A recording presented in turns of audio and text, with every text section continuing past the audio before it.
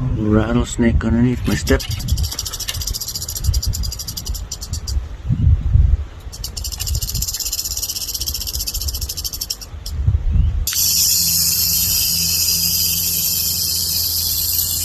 Oh, Satine,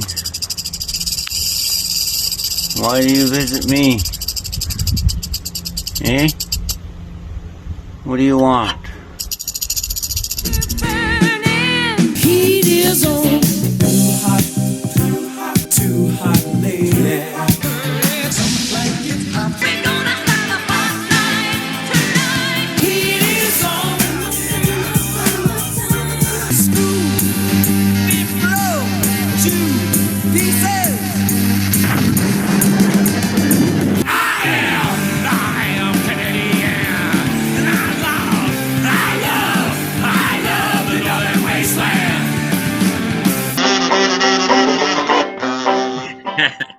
Well, whether it's hot, whether it's cold, whether it's hot, Frankie's got the weather we got. Wait a minute. Well, whether it's cold, whether it's hot, The Comedeorological Report. Frankie's got the weather, whether or not.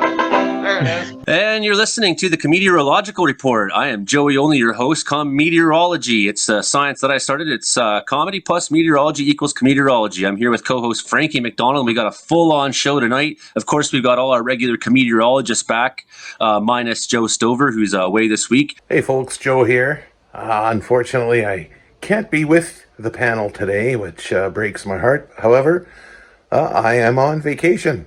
So this is a mini video diary, I suppose. I'm in Winnipeg now after a real nice drive from Thompson, after a very nice train trip, scenic train trip, leaving the snow behind. The snow and ice. I didn't see any snow or ice south of Gillam, Manitoba. Yeah, so I'll be back with you guys in a couple of weeks. Until then, I'm going to enjoy my time down south, and hopefully I'll get to see some of those really cool thunderstorms that everybody gets to talk about on the panel. Meanwhile, I'm talking about how much ice is still on the river. Everybody's talking about the thunderstorms and things of that nature. So anyway, it's getting pretty hot out. I'll tell you right now. It got to about 28 degrees in Winnipeg today, and that's about 8 degrees too hot for this northerner. So anyway, rock and roll. Back to the gang. So that's Gabriel, of course, and Brandon Houck, and Monica Beaulieu and Peter Galanko are all here. But we also have new guests on, Mike Hodsall from DOA, Vadim Stolyarov down in Trail, and we have bass guy Jack Casey from Montreal. So we'll talk to you all as we get going. The show is being broadcast on CFUR 88.7 FM in Prince George, and 95.9 in Winnipeg, CKUW. Unfortunately, we've lost our Vancouver spot on CFRO because they feature local content as their mandate, and they had people fill that spot. So that's the way it is. Meanwhile, British Columbia is about to get hot. I have my firefighter fitness test coming up. We're going to see record-breaking heat in British Columbia. The pattern setup does remind me very much of an more extreme version of 2017. I'm going to make my fire predictions already the way I was that year, and I'm going to say that when the cold front slams in and we start getting a lot of lightning storms sometime in the next 7 to 10 days, we're going to have some fire stories in British Columbia. But until then, we have stories with Frankie MacDonald. Frankie MacDonald, how you doing over there in Sydney, Nova Scotia? I'm doing great so far. There's a cool outside in Sydney, Nova Scotia right now. Vancouver, British Columbia is going to get desert like he's saying, Portland, Oregon, and Seattle, Washington. I sent you the video of my forecast, like severe heat wave warning for Vancouver, British Columbia. I sent you a video earlier the week. I shot the video myself, and I uploaded it to my YouTube channel. That video is going to be on your show. This is Frankie MacDonald, my own TV station live from Sydney, Nova Scotia. Attention, citizens of Vancouver, British Columbia. Attention, citizens of Vancouver Island. Attention, citizens of Victoria, British Columbia. Attention, citizens of Nanaimo, British Columbia, Canada.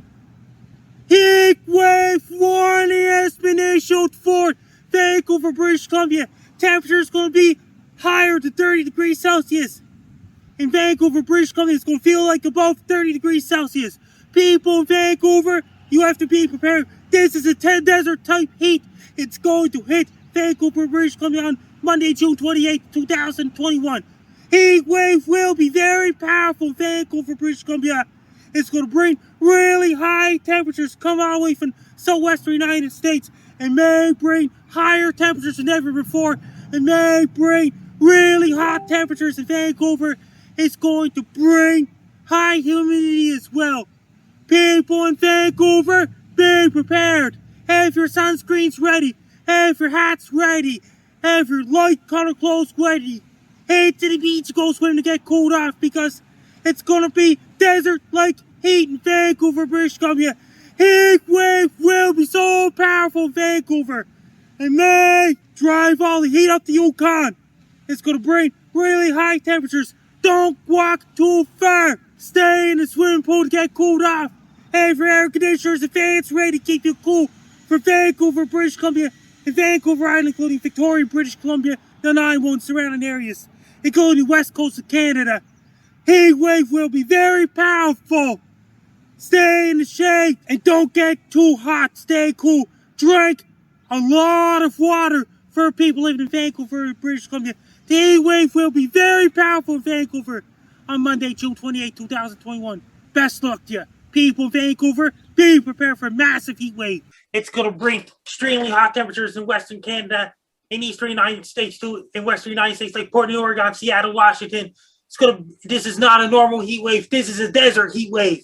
It's going to bring dangerous heat all the way up to Inuvik Northwest Territories. Temperatures up to 30 degrees Celsius up in Inuvik Northwest Territories today. If you're taking a leak and you happen to notice that your urine is not clear, drink more water. That's a sure way of when I'm hiking, because you end up drinking water all the time, you find out exactly how dry you are. If you're real yellow, drink more water. Frankie, when's the weather returning to nice conditions for you in Sydney, Nova Scotia? As of right now, it's a warm and humid air and cool and breezy air in Sydney, Nova Scotia fighting each other. It's a battle zone. What about all these tropical storms this last 2 weeks? Colette just bypassed Nova Scotia. They got 2 tropical disturbances off the coast of Africa. There's so much sandstorms going on in Egypt, Libya, Algeria, Morocco, Chad, Mali, and Sudan, and all these places in Sahara Desert, blowing all the sand from west coast of Africa, going all the way to the Caribbean. Do you think that the sandstorms will actually lower the chances of hurricanes as they interfere in the upper atmosphere? Probably. It's going to lower the chance of hurricanes because sandstorms are so intense in the Sahara Desert. Egypt is getting really stormy time. So that'll be good news for our East Coast friends such as you and Monica and Peter Galanko. All right, we're going to move on quickly. We'll come back to you, Frankie, because he is the man. But I want to talk to our 3 new guests. I pulled into a Husky truck stop for a Canadian bacon and a pork chop. I grabbed some smokes and some beer to go. Kept driving to that prairie snow. It was a real blizzard. That's okay, ain't no desert blizzard. Here's why. I am Canadian, and I love the northern wasteland. I am Canadian. First, I want to talk to Mike Hodsall out here in Nelson, BC. Mike, he plays in the band DOA, and he's just a hell of a guy. Another band, Circle the Wagons, you may have heard of before. Mike, how are you doing? How's the weather down there? I'm doing good. It like everywhere else, it's hotter than hubs of hell out here. I went out hiking yesterday, but it wasn't too terribly hot at that altitude, and got my feet in the snow, so that was okay. But yeah, it's really hot out here. We had a fire in Belfort yesterday. I don't know if it's still going, but The pictures of the fire looked like sort of a class 4 fire to me. It was creeping up trees and trying to get in the canopy, so that's worrying for me. But I haven't heard how the night time settled it down. Just tell us quickly about your hiking and what you do. And I also want to hear about DOA's performance that you're live streaming this week. Well, okay. Well, first of all, with the hiking, obviously, I haven't been on tour for the last 15 months. So my other thing that I do when I'm not on tour and playing music is I'm hiking all the time, hiking and snowshoeing and biking. So I've I've done more hiking in the last year than I ever have because I'm away so much, certainly in the summer months.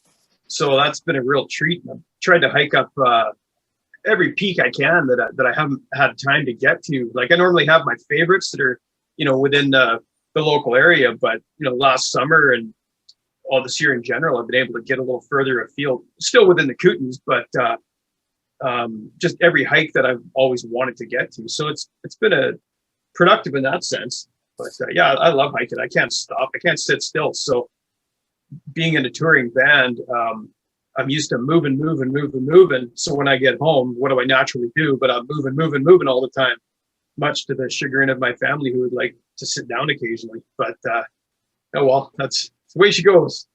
How many different peaks do you think you've hit? My goal was to hit 100 before I died, and I think I'm around 90 now. Of course, return peaks don't count. For example, there's been times I fought a forest fire up at the top of a mountain and was up and down the mountain 3 times in a day. Only the first time ever counted, not the next 15. So I'm pretty proud of my 90 mark, but I'd love to hear, because you've been all over the Kootenays. I have no idea how many. I've done lots of repeats as well, but I have no idea how many. All I know is that every time I go to the same things, like I hike up Toad Mountain, which is kind of that triangular shaped mountain you can see from Nelson. It's a real obvious landmark. I've hiked that, I don't know, dozens of times. And every time I go up there, I just can't believe what I'm looking at. So I got to take more pictures. And I think, okay, I'm posting these pictures for the 15th time on Facebook. I'm still crapping my pants because I can't believe how beautiful it is. But not everyone wants to see the same pictures all the time. But yeah, as far as how many, I have no idea. I got a lifetime to go still. I'm only halfway there. So where can people see this live stream of the DOA show recorded at the Rickshaw Theater? That's a skill testing question. I think it's on the Rickshaw website, and it's also on the DOA sudden death website, but it also if you're on Facebook, if you go to DOA, the band DOA on Facebook, there should be a link there, and then you got to purchase a ticket, and then it's streamed, I think 7 o'clock tomorrow night right through till Sunday. And yeah, it turned out really well. It was strange, we haven't rehearsed in 15 months, so it was a real treat to get together and rehearse a couple nights last week, and then to play a kind of show to nobody. It was strange, but the whole year's been strange, so it was awesome. I thoroughly enjoyed it. Please stick around. We'll come back to you. And I want to just cycle through everybody here quickly. And right down the road from you is Vadim Stolyarov, also been in the mountains a lot. First of all, how is your experience of the weather? And both of you, feel free to check in any week and tell us. We love having these reports across Canada. Trail BC, Vadim, how's your weather already there? I mean, and keep in mind, it's not hot everywhere. I'll give you an example. Here in Wells right now, it's cloudy. I'm wearing a toucan sweater here at 4,000 feet above sea level. The heat wave is coming, though. Is it coming for you, Vadim? It's already here. I think the heat wave just stays on trail forever. When you go on the government website to check the weather, and it picks up the weather from Warfield Weather Station, which is about 200 meters higher from where I'm sitting right now. Easily every time can add 3 to 5 degrees here in trail, and that's what the real temperature is going to be. They basically are saying that we're going to stay in lower 40s until sometime next week, and it's going to be clear blue skies. There were some clouds earlier on, and now it's clear, and it's going to stay clear. UV index going to hit 11 tomorrow. Did anyone know double digits exist for UV index before? Yeah, that's kind of crazy. I thought so too. But yeah, trail is awesome. It's hot. The bears are out. Yesterday we had to go and pick cherries from my neighbor's yard because the bear came and ruined a couple of trees. So we decided we should go and get those cherries ourselves before the bear eats them all. Plus they have a little baby there too. So stay hydrated, my friends. I can go run down the mountain and dip in the Columbia and cool off a little bit, but it's going to be crazy hot here. So you have heat waves in trail. Do you also have stink waves? It doesn't stink like Castlegar would because they have all those mills. We have that fine lead dust that settles here. So it doesn't stink so much. It's just fine lead dust. So we're going to talk to you later on about your company you started. with you use drones for any number of things, and this is going to be some interesting stuff. People are interested in about drones. I am. I'd love to have a drone. So stick around, and we will come back to you. And normally we'd be already talking to Brandon because I like to go across Canada in order, but because Bass Guy's new on the show, he's been on months and months ago, but not since it's been a radio show. Bass Guy Jack Casey, who runs the Bass Guy show in Montreal. How's your weather in Montreal, Bass Guy? It's totally up and down. It's like 30 degrees and then 10 degrees, up and down all summer. Like it's unpredictable, really. So, well, like all the snow above Nunavut is coming down, and then all the heat from Florida is coming up. And today it's a beautiful day. So hot and then really cold all of a sudden. And then we had like what happened in Czech Republic today. We had an isolated tornado in South Quebec, and it actually killed a person. Someone went into their shed to try and hide from it, and it killed them, and it went through a town, and it destroyed like 3 houses, or maybe I've got the information wrong, but it was very specific. A couple days ago, Mascouche, Quebec, was it? Am I saying it right? Yeah. Also, Bass Guy, that also wasn't warned too, so that was a problem with the system. Like it wasn't like a warning storm. So is that what you would call an isolated incident, I guess? Or yeah, the one thing you don't want to be doing is hiding in something like a shed whenever it comes to that. I mean, maybe you saw that at the end of Twister, but that is a poor choice of hiding spots. I mean, not to criticize what someone's going to do in a panic. You're better off just laying straight in the ground in your face than you are putting yourself in a place like that, right? Apparently, it happened in Czech Republic today. So same thing. Guy, you came down to Sydney, Nova Scotia in June 2018. I came to meet you, and I had a question, Joey, for Mike. I don't know who Mike is, but one of my best friends is in a band called the Ripcords and the Prowlers and the Oppressed. Have you heard of any of those band names? Paul Gott's been on a past episode of the Comedeorological Report. I was thinking I should get him back on. He used to be a weatherman for TV in Montreal, right? So I've known Paul since 1994. My friend John, who I grew up with my whole life, he lives about a block from me. He was in that band for a long time, and he's very involved in the punk scene in Montreal. So yes, so you're taking a few weeks off your show, Bass Guy. How can people find your show when you're normally on? And stick around; we'll talk about it some more with you. Yeah, I didn't take any time off. Frankie said that, but I was actually just playing right now. I ended my show so that I could be here, and I'm privileged and glad to be here, and nice to meet you, Vadim and Frankie and Mike and Gabriel and before you met me, you traveled to Kazakhstan, you traveled to all different countries. Yeah, I used to travel. I've lived a lot in different countries. I used to move around 2 or 3 years in each country. Poor Brandon Houck's been waiting. He's always the first person in the waiting room, and he's a star of the show, radio weatherman in Brooks, Alberta. You've heard him on the airways if you're in Alberta. Brandon Houck, talk to us about this heat wave. There's not been much for thunderstorms this week, but there's a story. Oh, yeah, there is definitely a story today. That's for sure. Well, over the last couple of days, actually, it's been pretty quiet here across the province, except for the last couple of days where we had just a few little thunderstorms come out of the foothills, out of the mountains. And there haven't really been severe at all, but kind of like bird fart thunderstorms. Well, other than that. But we had a little light show just off to the south last night, so I got to see a little bit of that. And then afterwards, we had a bit of rain last night and a nice gentle rain today. So it's actually been pretty nice. The temperature's around 20 today, and now we were 33 just a few days ago. It's the 8th time we were in the 30s this month alone. And the only times we've been in the teens so far this month is about 3 times. So it's been quite a month so far.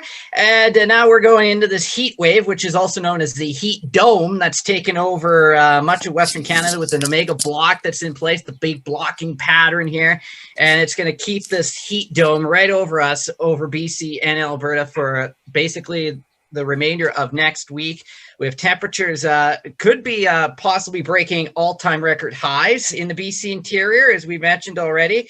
But I noticed a couple readings of 45 possibly. We'll see if that happens. If it does, if we get past 45.0 in the BC interior, that will beat the all-time Canadian hotspot record back in 1937 in Yellowgrass, Saskatchewan, which was 45.0. So if it does get beaten, it could. So it could get beaten in the Okanagan and Okanagan and the Thompson there. I believe in you, Yeah, BC. yeah. You can do it. And for the record, for everybody listening in Prince George on Saturday, we record this show on Thursday. So you're hearing weather news from Thursday. And of course, people in Winnipeg are going to hear this on Monday. So, you're a few days behind on this news. So this is why it's a week in review weather. It may not be necessarily, but you're going to find out on Monday what? What are they going to find out, Brandon? It's going to be stinking hot. That's what they're going to find out. as we go into next week there.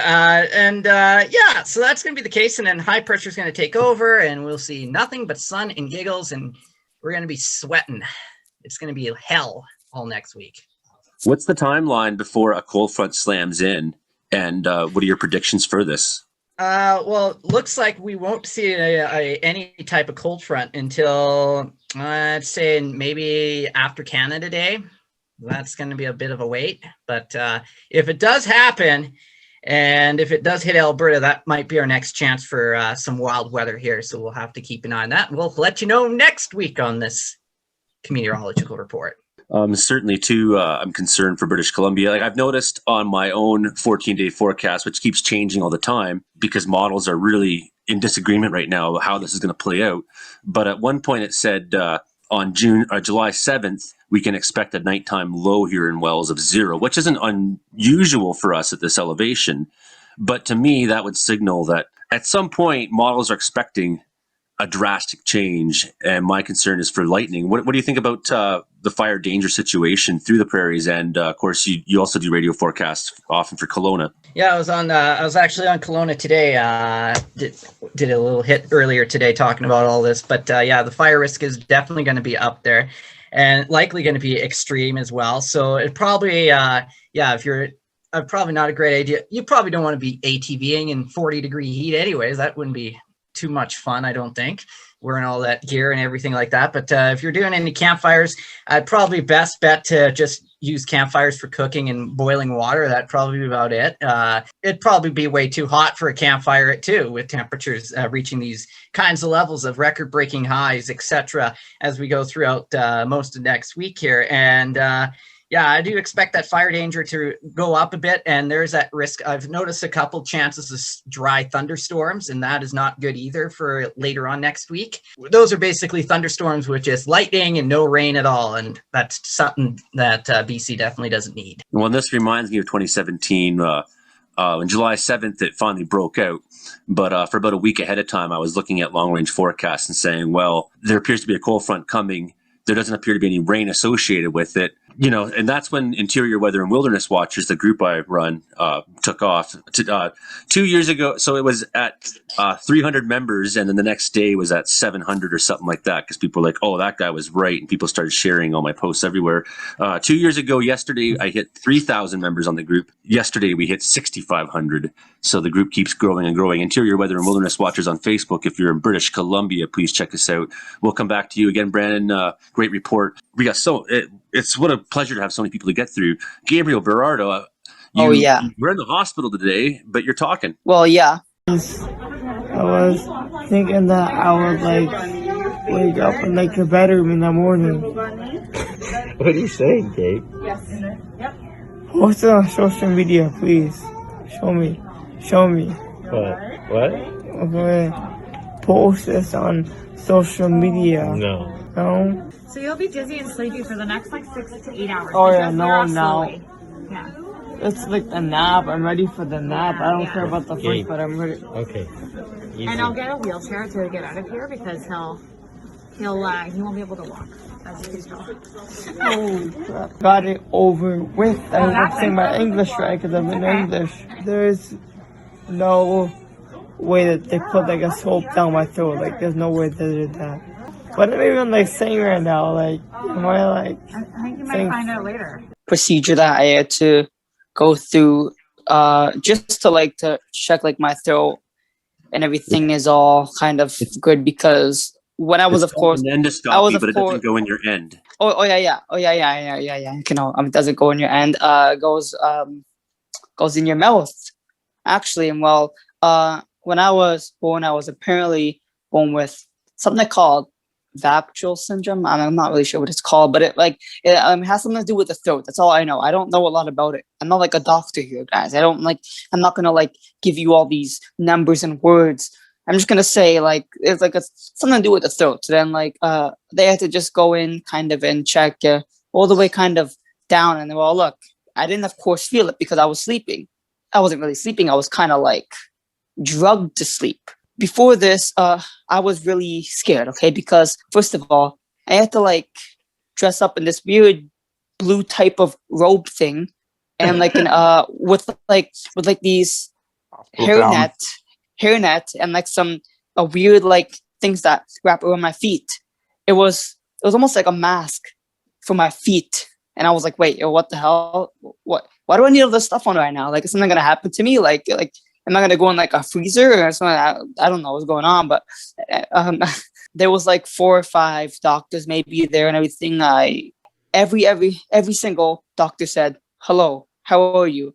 And I just kept on saying, "Oh yeah, well I'm great, I'm great." I gave them all a different answer though. I was like, "Oh yeah, hello, good." And I was like, the next one I was like, well, I'm kind of nervous. And then like next one I was like, well, look, I'm great. And then like, next one I was like, oh no, I'm not good right now. And then, is your throat too sore for a weather wrap this week? No, it's not. But since I'm watching the game right now, Montreal versus the Knights, then I can't kind of do a wrap. But and then I woke up and I said the strangest things ever. The only, I think, time when I actually did recognize that I was awake is when my dad was holding a phone at my face and he was videotaping me and I was saying, post it on social media, you gotta post it. And then a few hours later, it got like 200 likes and it got all these comments because like people are seeing like me like drugged or like practically high, so of course you're gonna get a lot of likes, right? You're gonna share when I'm high. Oh my god, man, GB's out there, he's doing drugs, he's in the hospital. Oh, holy crap, man, like what the hell happened? COVID? And I was like, no, guys, calm down, guys. It's nothing bad. We just have to go for a scope thing, but that was the hospital story. Tell us about the weather. Yes, I'm sorry. We have a boundary setting up, which actually will bring a lot of lows here into Southern Ontario, and I mean like a lot of lows, so like low after low, and like a whole lot of rain with this also too. But the heaviest rain should of course remain north of the GTA. Could be up to 50 to 75 millimeters with this rain. But then, since that we are south of the boundary, that of course goes for where I live. We actually may be seeing some strong storms heading into this later, of course, this week, heading into next week. And we have to really watch that. It will be hot, it will be humid, it will be in the high 20s, possibly the low 30s for some, feeling high 30s, feeling into the lower like 40s. So and that's obviously in Celsius, but will be hot and muggy, whole lot of rain on the way, strong to possibly severe storms on the way to Southern Ontario later this week, heading into next week. That's some ugly looking weather. What's the score, by the way? Tied at 2 right now. It's crazy game going on, man. So as we go over to, we haven't talked to Monica Beaulieu in Bonaventure, Quebec. Also, as we lead into that, what do you know about this tornado that happened this week? Well, I think that it was a severe thunderstorm. I don't think there was a warning of a tornado. It happened late afternoon. There was a couple of injured people. One man passed. But maximum wind speeds measured between 180 and 200 kilometers an hour. That's consistent with an F2. Throwing things blocks away. Everything happened like a fraction of a second. There was this one lady that said that her house shook and felt like the roof was going to fly off or want it to come off. But yeah, there was no warnings. And people just kind of quickly ran into their house and just got their door shut, and chaos happened around. Everything got mangled, and you could see that a twister hit everything, is spun up in trees, and There was about 20 hydro poles need to be replaced. About 100 buildings, they say, got damaged. Some places still don't have power. Anyway, it's got me thinking about safety and what would happen if that were to happen here, because anything is possible when it comes to Mother Nature. But it could have been a lot worse. It would be interesting to hear the stories over the next couple of weeks. I learned that there's an average of 6 tornadoes a year here in Quebec, which I was surprised. It was a F2. And yes, the man that passed away, they found him in a field away from his shed. That was kind of sad. But not much. It was just big surprise. I didn't even know we had tornadoes here. So like I said, I've been back after 28, 29 years. So speak of the game, climate change. I'm watching my family across the street. They have a bonfire going and they've got a big projector screen on with the game, and I could watch the game from here. It's Happy Saint Jean Baptiste Day. It's the day that represents summer, the first day of summer for us. And this guy has the same holiday as you. Yeah, the Habs are playing right now. It's Saint Jean Baptiste Day, and I can hear fireworks going outside my window right now. How far from Mascouche, Quebec are you? Say a 9.5, 10-hour drive. So a ways. Yeah, it is quite a ways. But I think Base Guy is about 40 minutes away from there. He's a lot closer. You had some thunderstorms yourself this weekend. Okay, so hang on, Joey, only. We just went, like, even the last thunder sounds just finished. Oh, look! Oh, I don't know if you saw that, but the lightning strikes are probably 20 seconds apart, maybe less. Can you hear the rain? I should have turned the water fountain off, too. Okay, you can hear. But see? Did you see that? Oh, we'll see some lightning. The thunder is just starting to stop. Should be within 20 seconds. We should see something. If the pattern is the same. Okay, maybe it's going to show up over on that side. Oh, it did. Oh, fuck. I just turned when it... Yes, very exciting. Exciting. And like Base Guy says, the weather's been kind of up and down, hot. I'm turning the air conditioner on half of the day and then turning it off and wearing a sweater the other half of the day. Tomorrow is going to be one of our last really nice day. So I guess I looked at the weather report and there's over a week of rain, straight rain in the forecast. Yeah. Yeah. Oh yeah, I know. Gabriel agrees. Gabriel. You're listening to the Comedeorological Report on 88.7 FM CFUR in Prince George and 95.9 CKUW in Winnipeg. And the last person we haven't talked to yet in Virginia Beach, and then we're going to come back and talk to our featured guest, Peter Galanko. How you doing this week? I'm doing very well this week. The weather's been lovely out here, and I was actually in Charlottesville earlier this week. And Charlottesville is a lovely town. We've had gorgeous weather here. Getting my tan on a little bit, enjoying the beach and laying by the pool, all good stuff. And then also for our new guest this week from the band DOA, I want to thank him for not dying before he arrived to this show, because the band knows that on arrival. I thought it was kind of funny. It's got a bad track record, unfortunately. How so you joined DOA maybe 6-7 years ago, was it? Actually, it's 7 years ago this week. Nice. And I've played about upwards of 350 shows with a band, but obviously we haven't played in the last over a year, almost year and a half now. So about 350 shows in the first 6 years. It's been fantastic. You have played with the Ripcords before. Not since I've been in the band, but definitely DOA has played with the Ripcords. Yeah. Not with Circle the Wagons? Maybe. Now that I think about it, maybe. I don't know. It's a lot of shows over the years. A couple thousand shows I've played. You start to lose track of where you've been and when it was and which band it was. And now that I'm sober, I'd be interested to see what my life on the road would be like, how it would be different.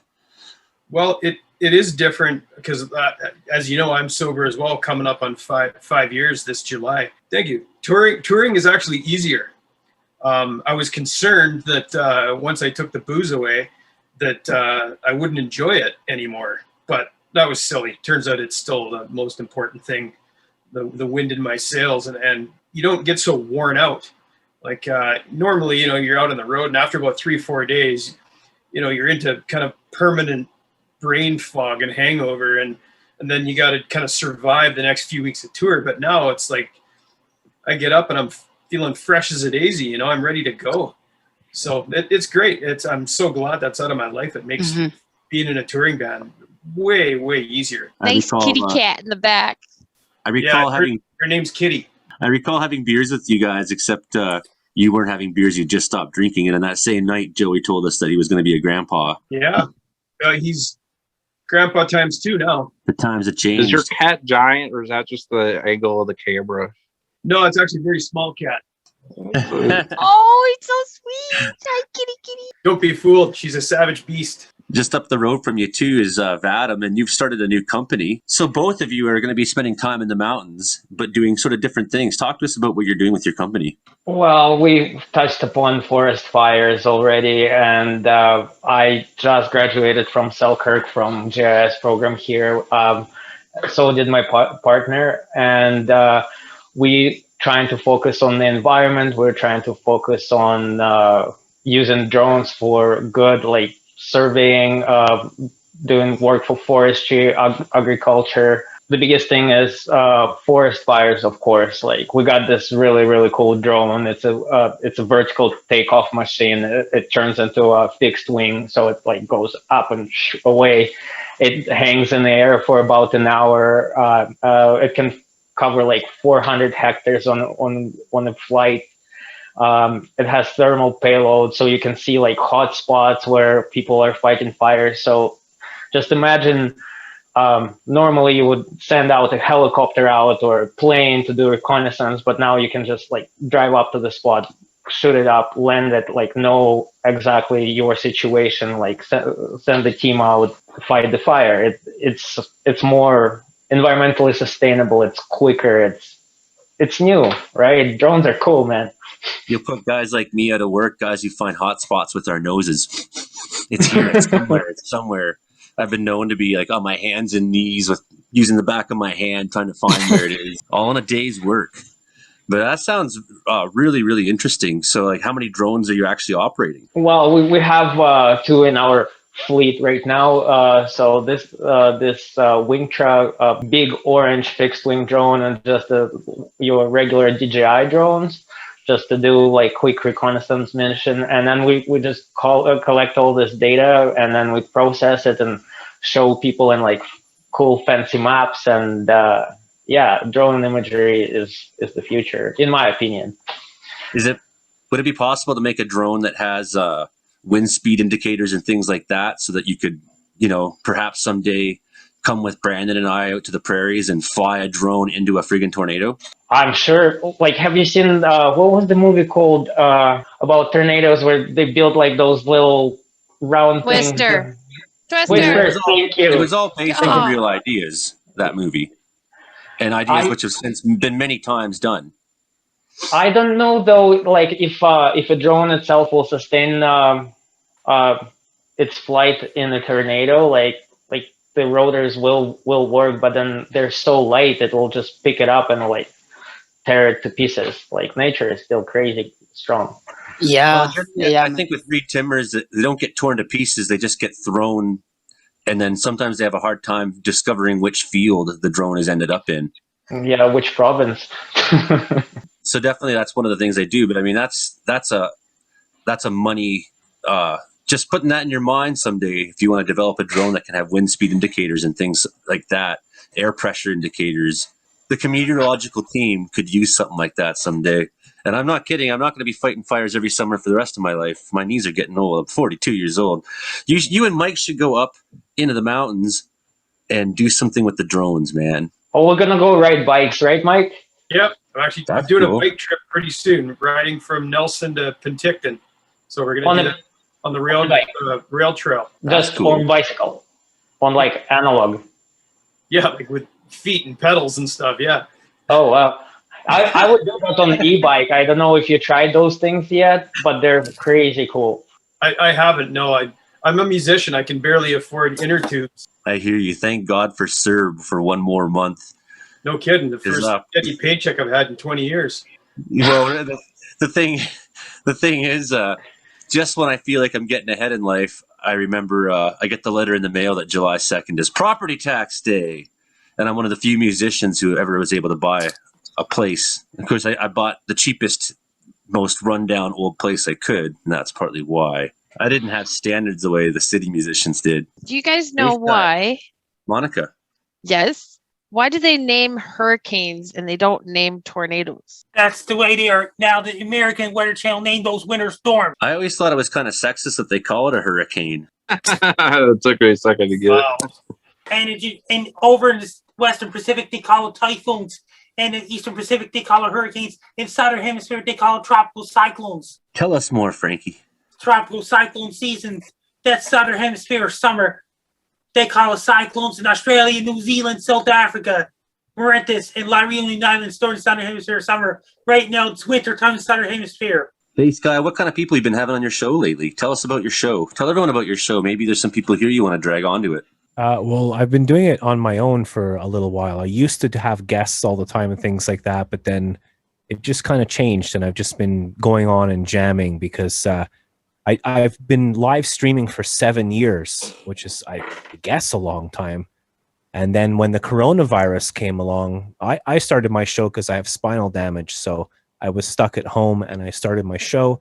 And then when the lockdown happened, everyone went online and did their shows, so I kind of ran out of steam to have guests and pretend to be Dave Letterman and everything. So now I just kind of go on and play jazz, funk, and fusion and stuff like that. Do you have a weather song for us this week, a heat wave song? Well, Frankie and I made a song about, not a weather song, but I started my show and I started live looping because of a Massive Attack song called Weather Storm. I don't know if you've ever heard of the song. Weather Storm by Massive Attack, a very famous band from UK, London. So I have a version of that, and Frankie and I did a song together called Coronavirus Blues. It's on YouTube. You just have to type Then I had to that get in. the helicopter in a drugstore and everything. Frankie is hilarious. He came up with all these jokes and stuff, and it was amazing. Frankie wrote the song, and I did the music. So Coronavirus Blues. The helicopter at the drugstore and go, Yeah. the sergeant will be screaming. You have a version available for us? You mean to play it right now? Yeah, I could actually play it to you immediately. It's not hard for me to find. I just need to click a few buttons. It's a song about Frankie predicted the future. Before the George Floyd thing happened, Frankie said that in the streets of America, there would be police everywhere and tanks. And he was right. And basically, you know, he predicted the future. So we wrote a silly little song. Do you want me to play a clip of it, or you want me to play a clip of it, Joey? Absolutely. Okay, here we go. I'll play like 30 seconds. Here's the beginning of Coronavirus Blues by Frankie MacDonald and Bass Guy. I wrote the song Coronavirus Blues. It is by Bass Guy Show and Frankie MacDonald. Here, but just imagine if they found a drug or treatment for COVID-19, like a remdesivir, if they found it, and if it works great, they have to have the drugstore. They have to.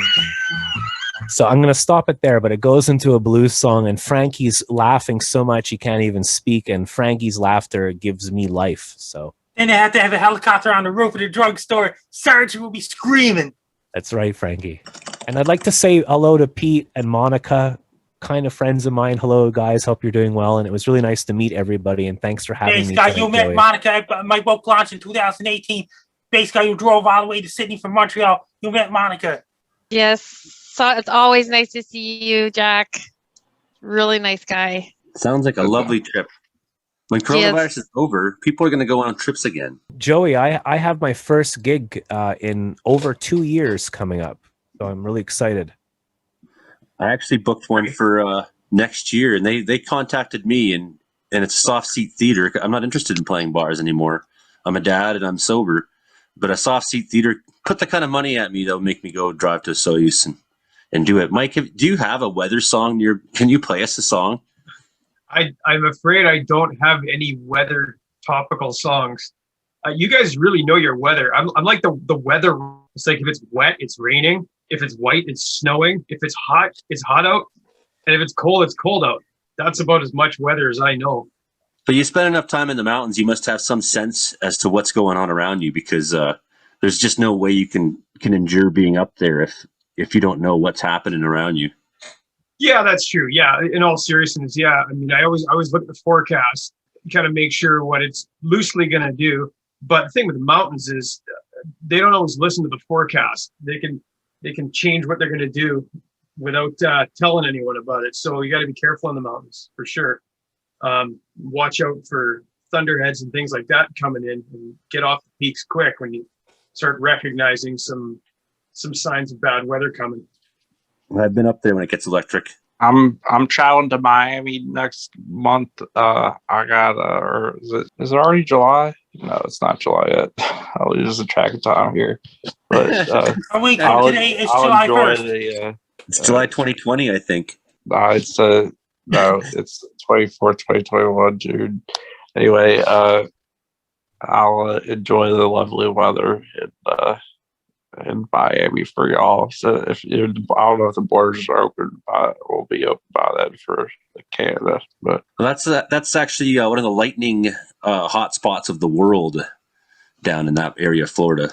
So you ready for which lightning? reminds me, the other day, Frankie, you're running in the range and talking about finding a tree. There's the lightning strikes trees. I need a tree. It's raining out. I need a tree right away. I need a tree. It's raining out. I need a tree. I need a tree. I need a tree. It's raining really hard now. I need a tree. I need a tree. It's raining out. I absolutely need a tree. Trees. I need a tree. It's raining out. I need a tree. Rain's getting hard. I need a tree. I need a tree. I'm Frankie MacDonald. Everybody should be prepared not to. Is that one of the things you recommend is not standing under a tree during the lightning storm, Frankie? It wasn't a lightning storm, though, was it, Frankie? There was Lightning no storm lightning. can strike people, that can kill people and things like that. That can take people out and animals and things like that. That's why they have to protect people, animals, wildlife. Yes. But it wasn't a thunderstorm that day you made that video, was it, Frankie? It was just raining. It was just raining. So he did I a good need a thing. tree that was just raining in City, Nova Scotia. I'm going to put that clip in. I need a tree. Funny thing is, he always has his umbrella with him. Always. So that was brilliant. Weather is Frankie. unpredictable. I made that video. I need a tree. That was awesome, Frankie. Oh, You always come up with new ideas. I love it. You never run out of ideas. Who's got a good thunderstorm story? That means thunderstorms can bring large hail. And if Ben Campbell, the designer of Frank action figures, his windshield got smashed by hailstones in a truck. I have a little recent thunderstorm story that won't take long. It was here in Quebec, and it was actually in Montreal, and it was about 1 mile from my house. At 3 a.m, I happened to be up, and I was looking out the window, because that's what I do. And this one single lightning bolt hit the ground, and there was, I don't know too much about weather, but there was kind of like a ceiling of atmosphere, and the lightning bolt hit, and it ricocheted, and it was like a phenomena of like the loudest sound ever, and it shook my cheeks. My cheeks were wobbling, and the curtains, like the wind, and it was all over the news the next day. So I don't know what that is. Do you guys know, weather people? Wobbling cheeks. Well, there was a ceiling of atmosphere of heat, and it acted as a ceiling. So when the lightning hit, the sound ricocheted towards the ceiling of the clouds and the ground, and went up and down and up and down. And the one single thunderbolt lasted like 3 minutes long. That's crazy. What? Did it shake both your sets of cheeks? Yeah, just like in a movie. My cheeks were moving. I don't have hair, but the curtains were moving. It was like an explosion, and there was a actual physical like blast that went through me, and through everything. It was scary. So that happened a few months ago in Montreal. If you look it up on the internet. Seeing as we have some time, tornado safety. What should you do if there's a tornado? Wear a helmet. Wear a helmet's a good one. Well, in the basement. Basement, yes. Small interior room. Small interior room. Bathroom or closet? What should you stay away from in your house? Get in the car and drive very fast, far away from that tornado. What should you stay away from in your house? The bathtub, or is that the opposite? I think Why you do go people- in the bathtub and put something over you, or you go underneath the door frame, right? Is that the deal? Door frame is for earthquake. Oh, okay. Get But low what's to up the with the ground. bathtub? I've been hearing this bathtub thing since the last Well, it's- tornado. What? It's very stable. It's very, that part of your house is very stable, and the bathtub itself is very stable. So it's probably the one section of the house that tends to survive if the house isn't totally ripped off its foundations. But By you a also Velcro or make sure- something? What you also want to make sure you do, though, is stay far away from windows as possible, right? So being in the bathroom is generally a place without much for windows as well, right? Because when debris and tree branches come flying through the windows, if you're on the road, what should you do? Underneath a viaduct. Go in the ditch. I would agree. Crawl into a hole. Your vehicle is one of the least safe places to be, which is ironic because for lightning's sake, it's one of the safest places to be. But the difference between lightning and tornadoes is that you can see a tornado coming. You can't necessarily see lightning coming. So you do want to make sure that if you're out in the prairies, you have a good idea of when it's time to make. But I've definitely been out chasing tornado near High River, Alberta, and Nanton, Alberta, and I had to go to the bathroom so bad, but there was so much lightning striking everywhere around, so I stayed in the vehicle. Protect your noggin. Is it true that if your window is open in the vehicle, it's dangerous? You're only safe if you close your window and keep it closed? Well, I think you'd want to have your window closed just to have the less chance of debris hitting you, right? Small projectiles. So if you have your window open, things are just going to fly right through your window. But definitely, if you're getting that close that debris is hitting you, you need to be out of that vehicle because, well, unless you got a good run on it and you can get it out of the way. I was talking about lightning. Oh, with lightning. You're not safe in your vehicle if your window is open. I wouldn't think that's true. No. So the lightning, your vehicle acted like a Faraday cage. Does everyone know who Michael Faraday was? Michael Faraday was the scientist who made this electrical cage, and you could stand in it, and the electricity would pass around you, and you wouldn't get shocked by it, right? So your vehicle will act as a Faraday cage, and the lightning will go somewhere out. The tires don't make a difference. It's the metal frame around you. So you don't want to be touching the metal of your vehicle. If you're touching the metal, you're going to get that shock. But most vehicles these days, you have no contact with the metal, really, if you're just sitting in the car normally. Do you know that the Ford... What are some signs of heat stroke? Yellow Hallucination. pea. Oh, yes. Good one. Perhaps. Nausea. Yes. Dehydration. Nausea and vomiting. Yes. Diarrhea. I don't necessarily believe so. You probably, after heat stroke is too bad, probably start hallucinating, tripping. At what temperature would your body be if you're starting to get heat stroke? I lost a cousin last summer from heat stroke in Montreal. 40 degrees Celsius. I'm sorry to hear that, Monica. It's very dangerous. And so heat stroke is different than heat exhaustion. A lot of people will say to you, I think I have heat stroke. Well, no, heat stroke is a debilitating and serious life-threatening condition which requires immediate attention. Whereas heat exhaustion is the stage you're going to go through before you get to heat stroke, right? So that may mean that you'll have altered mental behavior. You might see that someone with you is starting to lose sort of touch on what is real or not real or what's going on, or a confused state. Or you might even notice that someone's having a change in their sweating. And if you get to a point where you're so hot, some people will stop sweating at that point, and your body's going into shock, of course. So yeah, Brandon did mention nausea and vomiting is also a good example of this, right? And of course, once it gets to that point, it's very terrible because you need to get more fluid into the body and the person is vomiting. So you're going to have to hook them up to an IV perhaps to get enough fluid into them. Flushed skin, for example. So I'm a first aid level 3. So these are the things I have to keep in mind as I go fighting fire. These are some of the things that I'm going to have probably be dealing with. So a racing heartbeat, you put that pulse oximeter on someone's finger and their heartbeat's going 110. That's very, very bad. And of course, headache's always going to be an early sign of dehydration. So I want all listeners out there in Prince George and Winnipeg and everybody on the YouTube channel, please do subscribe to Joey Only, the Caribou Weather Dude, and hear new episodes of the Comedeorological Report every Friday morning. And then Saturday at 10 a.m. on Prince George, you hear us at CFUR.ca.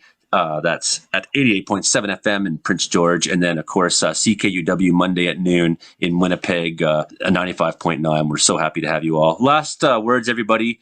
Vadim, can you tell everybody about your company, how to find it online.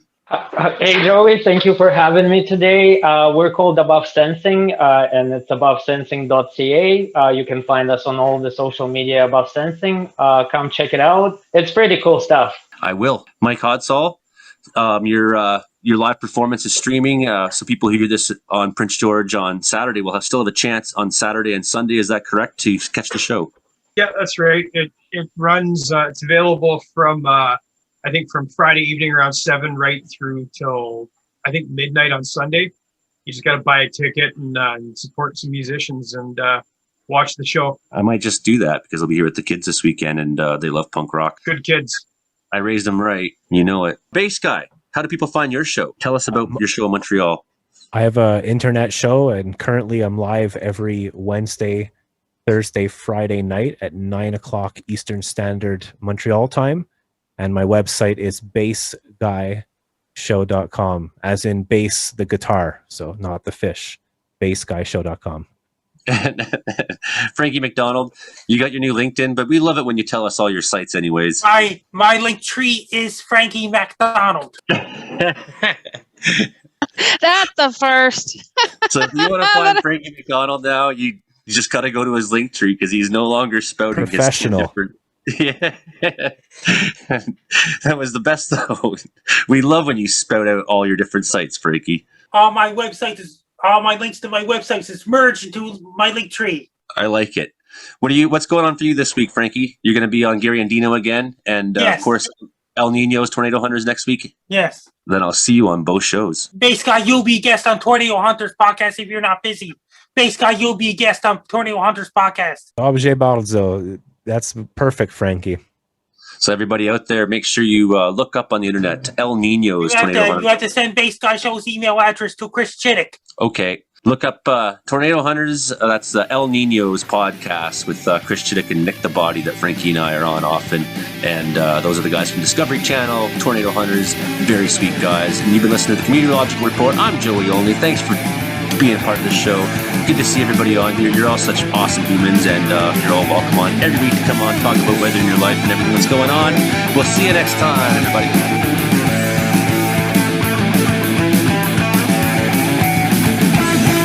Driving down Highway 1, just a little east of Saskatchewan. I pulled into a Husky truck stop for Canadian bacon and a pork chop. I grabbed some smokes and some beer to go. Kept driving through that prairie snow. It was a real blizzard. That's okay, ain't no desert blizzard.